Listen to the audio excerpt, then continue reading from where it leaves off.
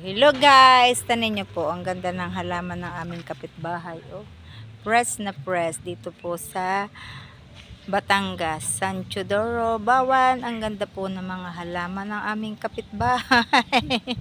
Ayan po, oh, tanin nyo po. Ang halaman ng aming kapitbahay. Ayan. Ito po yung halaman ng aming pinsan. Ayan. Dito po mga pinsanan, ang mga kapitbahay.